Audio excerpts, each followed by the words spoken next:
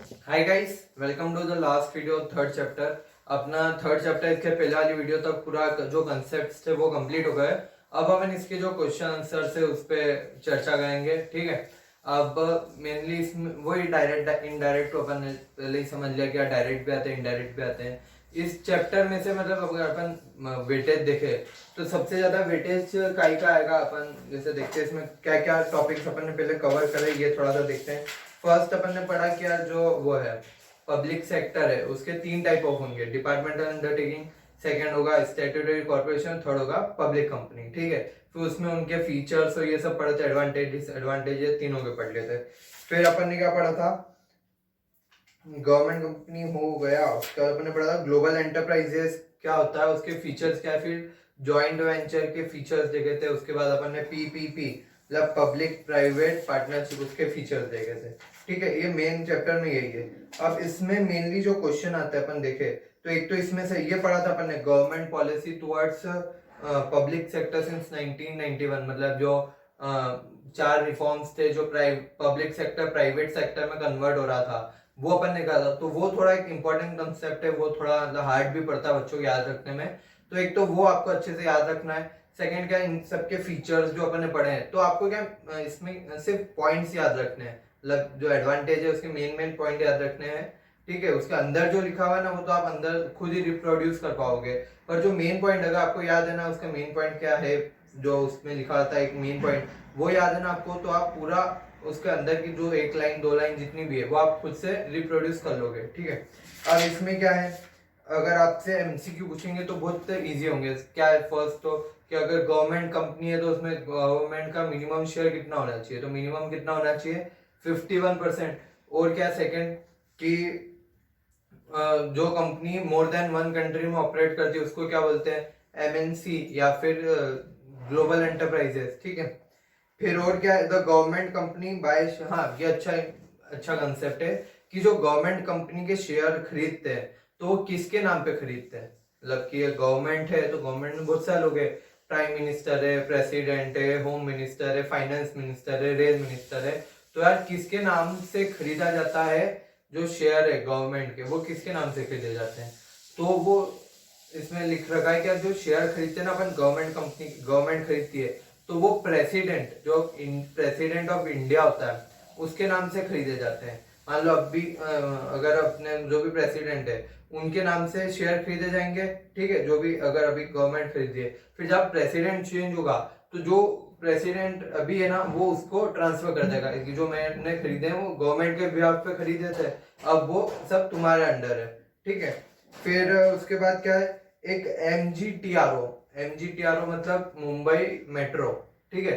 जो मुंबई मेट्रो है ना वो क्या है, एक पीपीपी है, मतलब पब्लिक प्राइवेट पार्टनरशिप। मैंने आपको बताया था कि जो दिल्ली मेट्रो है, मुंबई मेट्रो है, पीपीपी है।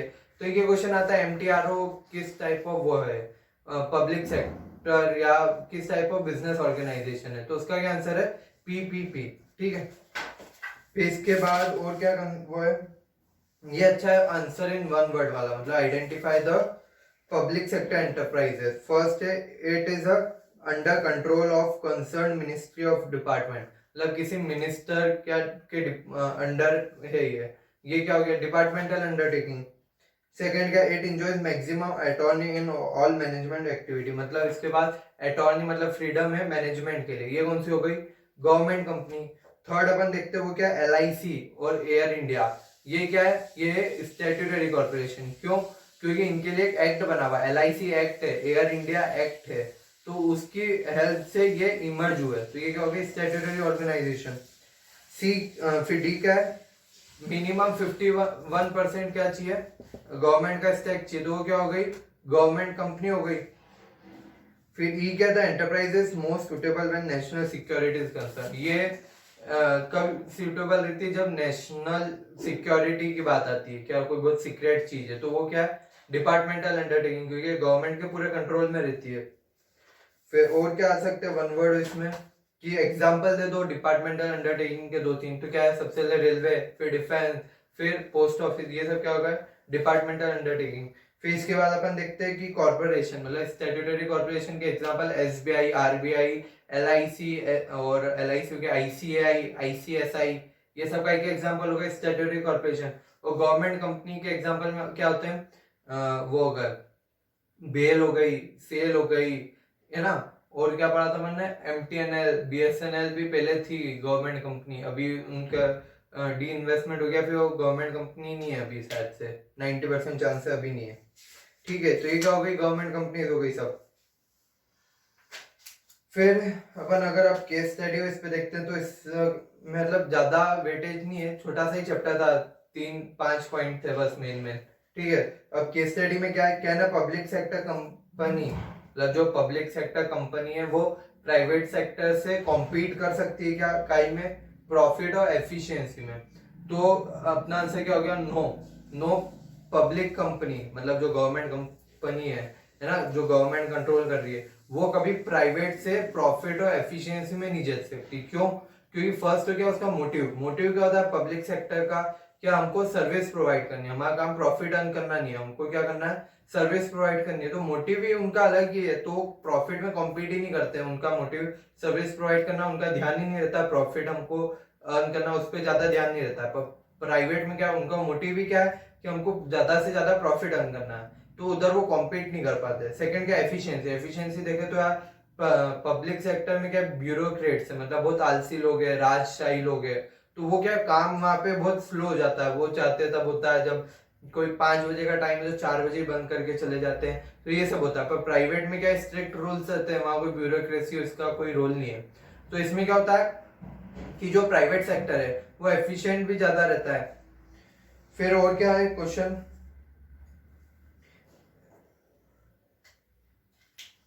अब ये अगर उनको डायरेक्ट पूछना होगा कि ये पूछेंगे क्या होता है, explain the suitability of government company, मतलब क्या गवर्नमेंट कंपनी सुटेबिलिटी क्या, तो अपन ने उसमें पढ़ा था हर एक में, तीनों में सुटेबिलिटी थी कि कब कौन से सुटेबल है।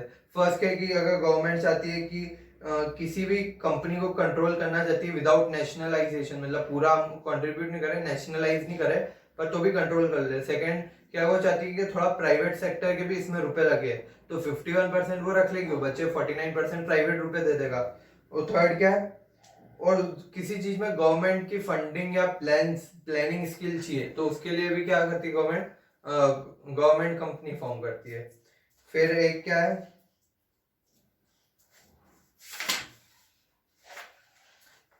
हाँ ये अच्छा है। अब ये क्या बोल रहे हैं, post and telegraph department and engineers India limited are two different type of public sector undertaking. वो बोल रहे हैं ये एक पब्लिक सेक्टर अंडरटेकिंग है, different type of. According to you how this two organisation are different. ठीक है, तो इन्होंने क्या करा है, डायरेक्ट नहीं पूछा, इन्होंने इनडायरेक्ट घुमा के पूछा है। डायरेक्ट क्या पूछ लेते हैं, अब ये क्या है, जो पोस्ट एंड टेलीग्राफ डिपार्टमेंट, ये क्या हुआ, डिपार्टमेंटल अंडरटेकिंग हुई। और जो सेकेंड है इंजीनियर इंडिया लिमिटेड, ये क्या हो गई, गवर्नमेंट कंपनी। तो डायरेक्ट क्या पूछ सकते थे, explain the difference between departmental undertaking and government company, पर इन्होंने ऐसा नहीं पूछा, इन्होंने घुमा के पूछा क्या ये दो कंपनियां हैं, ये दोनों पब्लिक सेक्टर अंडरटेकिंग है, अब इन दोनों बीच में डिफरेंस क्या है। तो अपने को वहां क्या लिखना, पहले बताना है क्या, जो ये पोस्ट ऑफिस है ये एक वो है डिपार्टमेंटल अंडरटेकिंग, और जो इंजीनियर इंडिया लिमिटेड है ये क्या है, गवर्नमेंट कंपनी। फिर अपन बोलेंगे डिफरेंस बिटवीन दिस आर, फिर वो टेबल बना देंगे अपन, बेसिस का कॉलम, फिर आ जाएगा डिपार्टमेंटल अंडरटेकिंग, फिर आ जाएगा गवर्नमेंट कंपनी। बेसिस क्या हो जाएंगे, मैनेजमेंट एंड कंट्रोल, फिर availability of business opportunity, revenue, CAG audit. CAG audit क्या होता है, क्या जो गवर्नमेंट कंपनी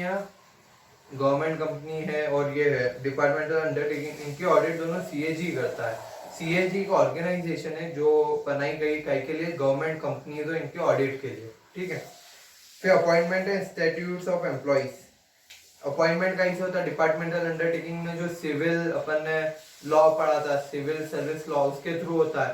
पर गवर्नमेंट कंपनी ना उनके हिसाब से होता है, उनका जो एओए में लिखा हुआ है कि यार इस मेथड फॉलो करेंगे, वो फॉलो होगी। फिर जो reconstruction of sick public sector unit is taken by, जो अपन ने पढ़ा था रिकंस्ट्रक्शन के लिए एक वो बनाई थी उन्होंने, एक बोर्ड बनाई थी, उसका क्या नाम था, BIFR, मतलब बोर्ड ऑफ रीफाइनेंसिंग, वो था ना BIFR करके, कहाँ गया, उन्होंने BIFR सेटअप करा था, उसका फुल फॉर्म क्या था, board of industrial and financial reconstruction. ठीक है, तो इस पे भी एक क्वेश्चन आ सकता है कि यार ये क्यों बनाया गया था, इसका फुल फॉर्म क्या है, ये बेसिक है। ठीक है, और डी इन्वेस्टमेंट इन PSF या PSU मतलब क्या होता है, उसमें क्या करते हैं कि अपन जो इक्विटी शेयर है गवर्नमेंट के पास किसी भी कंपनी के, वो कंपनी के बेच देती, किसको बेचती है, प्राइवेट सेक्टर को। तो बस इसमें मेनली जो क्वेश्चन है सब इजी इजी है, डायरेक्ट क्वेश्चन से आते हैं इस चैप्टर में से, इनडायरेक्ट तो थोड़े थोड़े आ सकते हैं। ठीक है, अब ये हो गया। अब अपन कल से अपना कौन सा चालू, जो 4th चैप्टर है बिजनेस सर्विस, मतलब कि बिजनेस सर्विस कितने टाइप्स की होती है उनके डिटेल में पढ़ेंगे अपन। ठीक है, थैंक यू।